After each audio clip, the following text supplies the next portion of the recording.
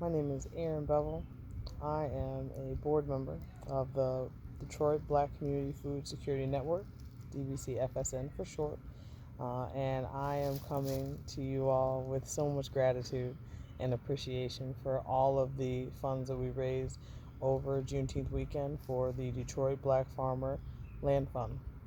We launched on Juneteenth with a very modest goal of $5,000 to raise funds for black farmers here in Detroit that have been growing on land or intend to grow on land that they don't own. And when I say we, I mean DBCFSN, Keep Growing Detroit, and Oakland Avenue Urban Farm. This is a collaboration. It's a collaboration out of need.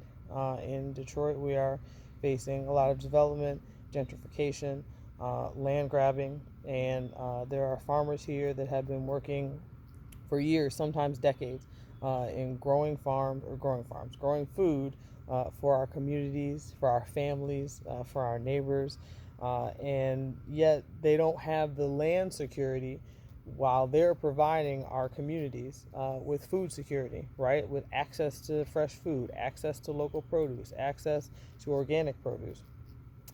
Jerry Hebron from the Oakland Avenue Urban Farm talks on their Facebook page about how it took her nearly 15 years to acquire the land on which she grows food and has lots of other programming for the community.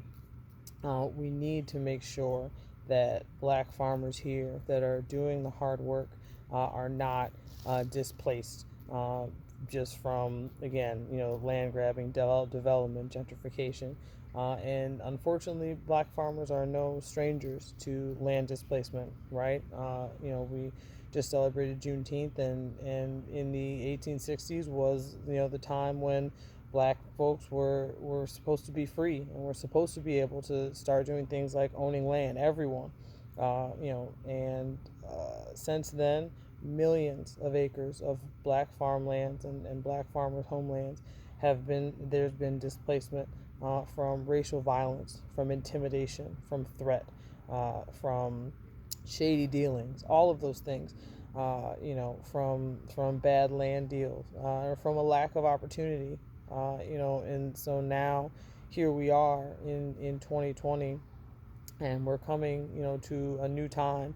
There's a recognition, I think, amongst many of us, maybe that didn't recognize things like this before, that there are systems in place and things in place that make things harder for those of us who are in our black communities, for black people in black communities who are trying to do the best things, for our neighborhoods and for ourselves and for self-determination.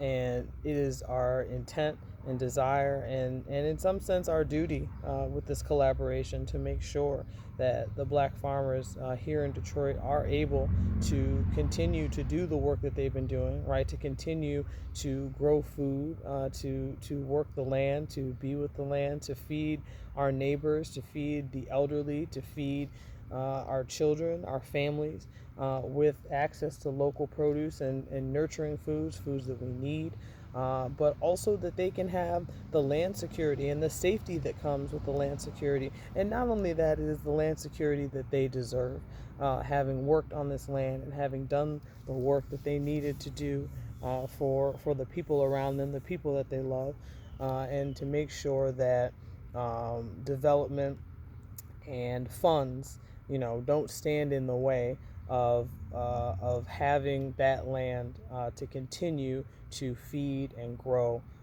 the black community here in Detroit. So the Detroit Black Farmer Land Fund is still going strong. Hashtag Detroit Black Farmer Land Fund. It's on GoFundMe. If you can donate, please donate. There are donations as small as $5 and as large as $2,500. So any amount will go directly to helping a black farmer purchase their land that they are farming on. And if you can't donate, share. We've had such a widespread response from this, and we are so proud and honored to be avenging, our ancestors who have displaced land, who have been displaced from their farmland, and we can bring it back now, bring back the importance and the definitiveness of black farmer land ownership here in the city of Detroit. So thank you for all your help. Please continue to donate. Please continue to share. We all need this. Thanks.